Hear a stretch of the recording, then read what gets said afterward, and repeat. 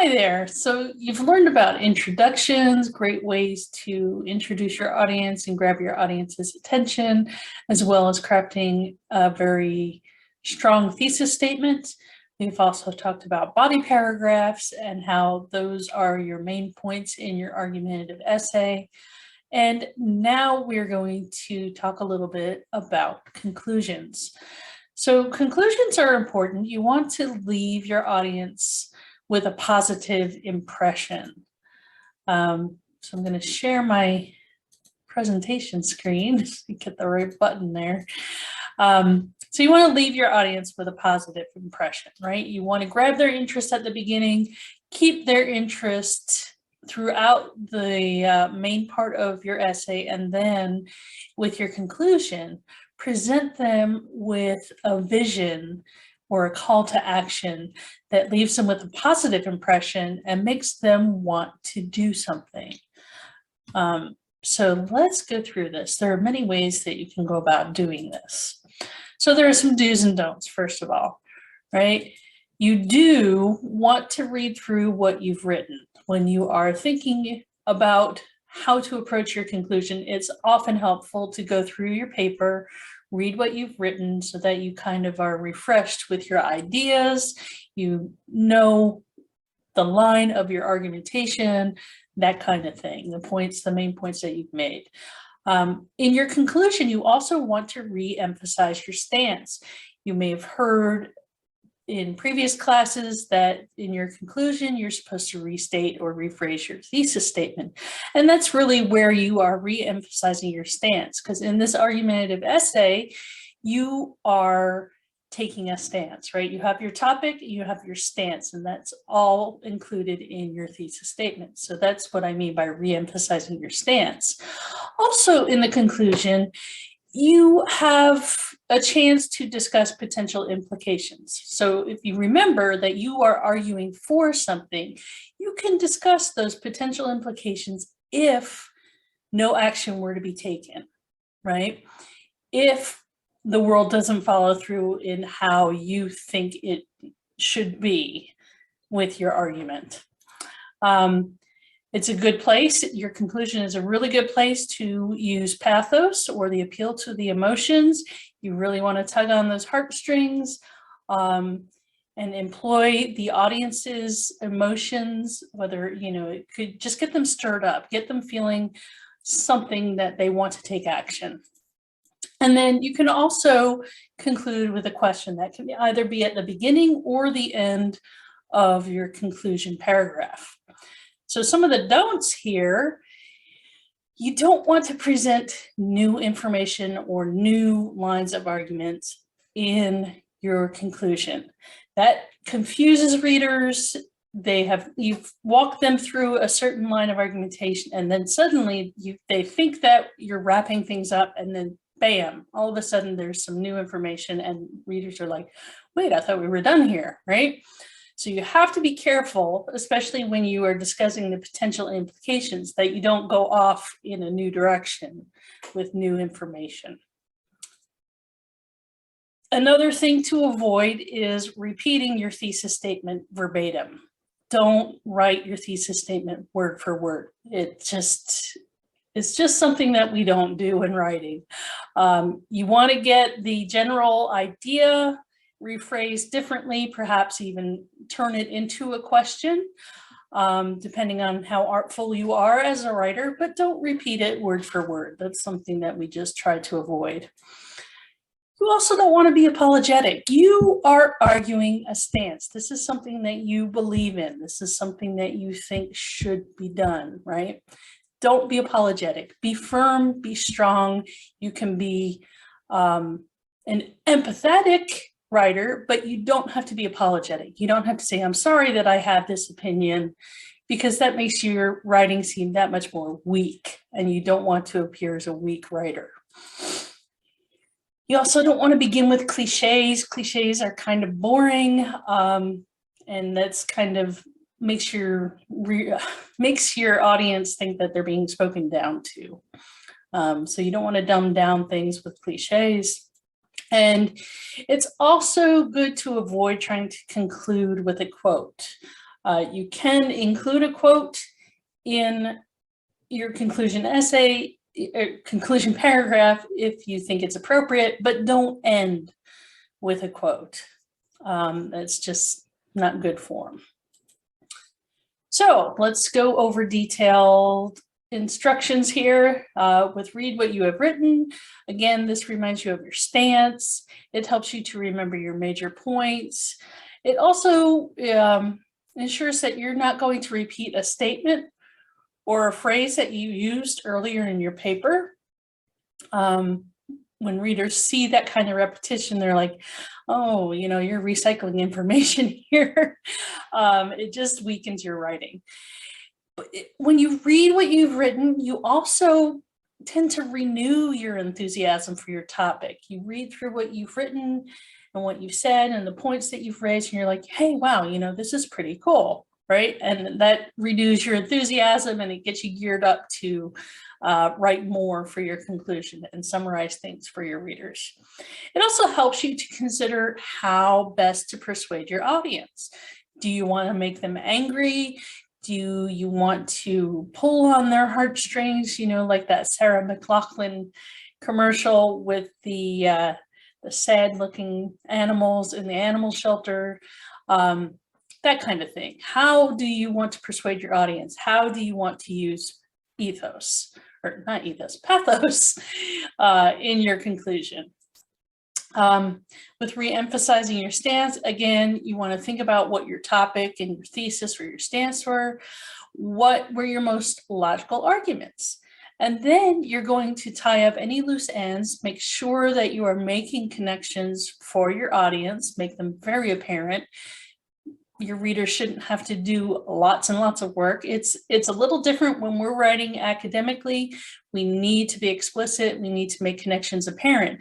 In creative writing, it's treated differently. You don't want to tie everything up with a neat little bow for your readers because you want your reader to make connections on their own. But in academic writing, we are doing the opposite. Again, with re-emphasizing your stance, you're going to summarize your main points. And remember, do not repeat your thesis statement word for word. So in discussing the potential implications, when you remind your audience what your position is, you should also consider prompting them to think more deeply about it. So you could do that in a couple of ways. You could present a hypothetical situation, a what if, with some examples, if you think the reader agrees with your point of view, or you could point out the ramifications of agreeing with your opposition, right? This was what happened if you agree with the people who oppose my viewpoint, right? That gives kind of a sense of urgency in the concluding paragraph, and it makes your readers think a little bit more and want to take action one way or the other.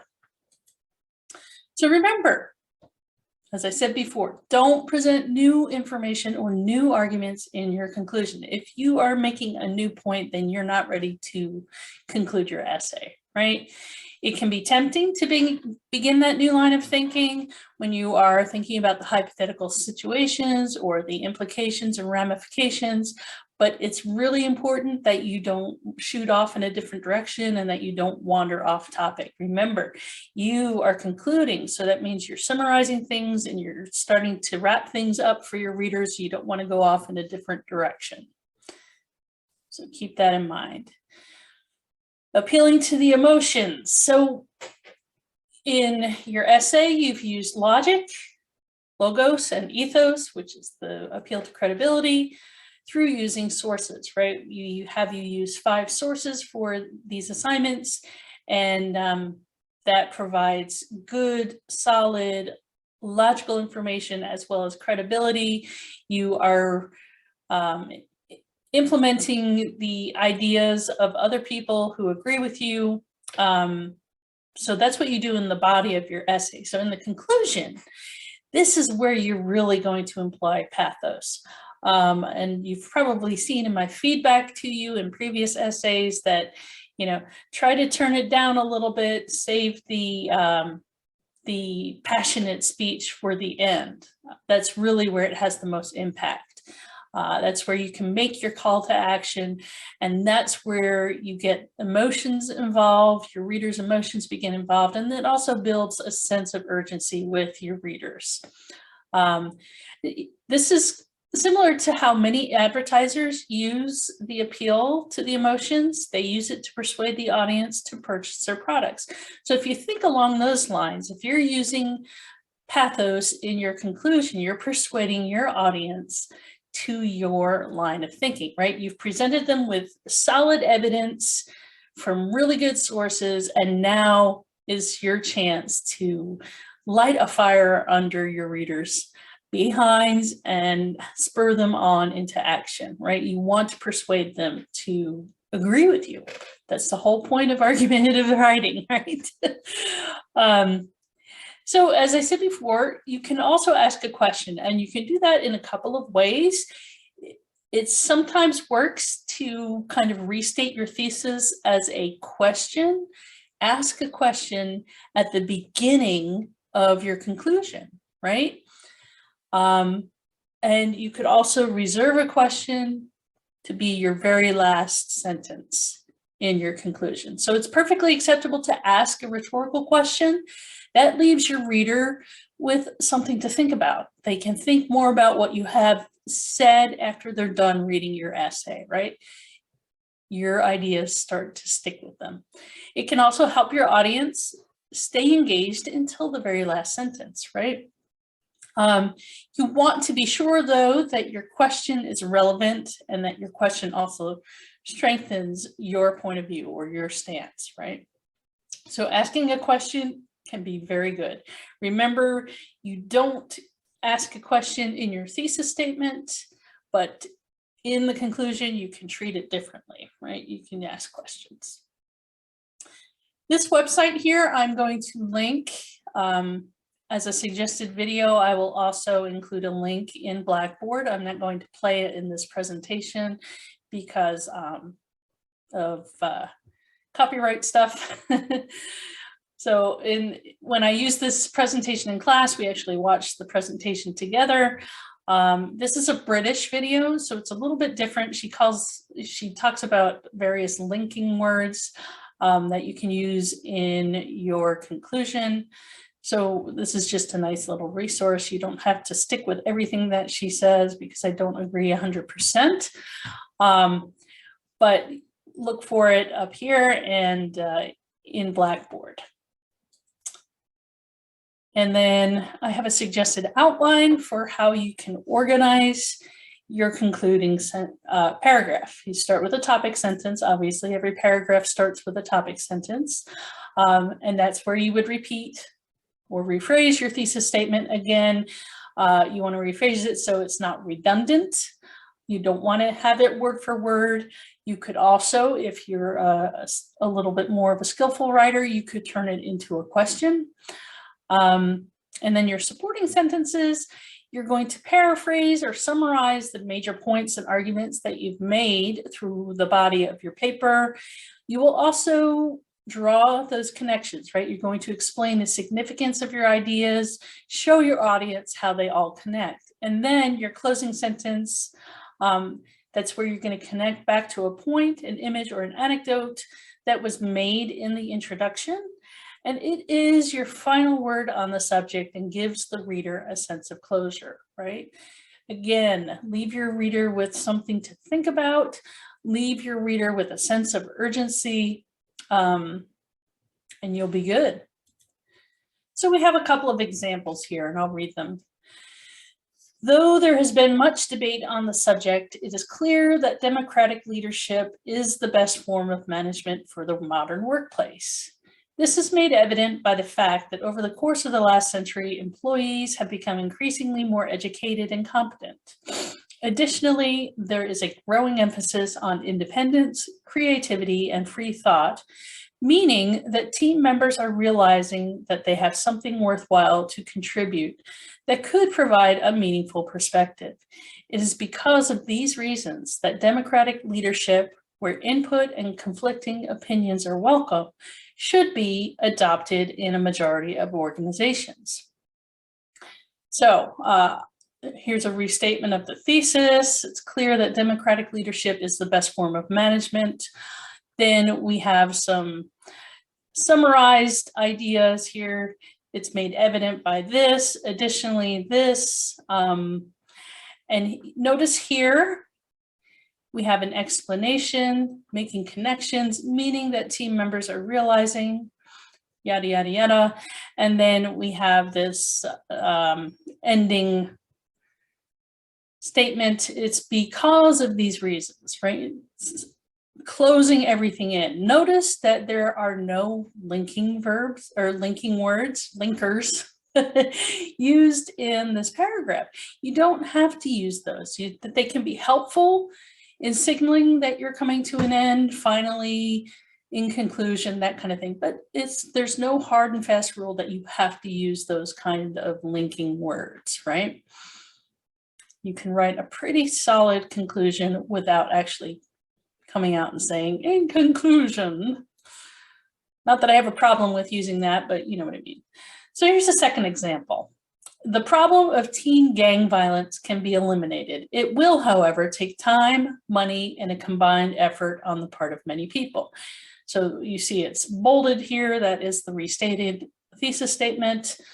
And then we have a bit of summary: organized free after-school programs such as sports teams and games, art, music, and drama activities, internships in local area businesses and professional organizations, and interesting volunteer activities in the community would help engage teens in worthwhile pursuits outside of the school hours.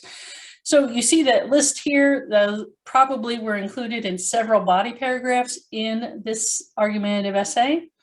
And then more job opportunities for teens, especially those funded by state and local programs, would offer income for teens, as well as productive work for the community.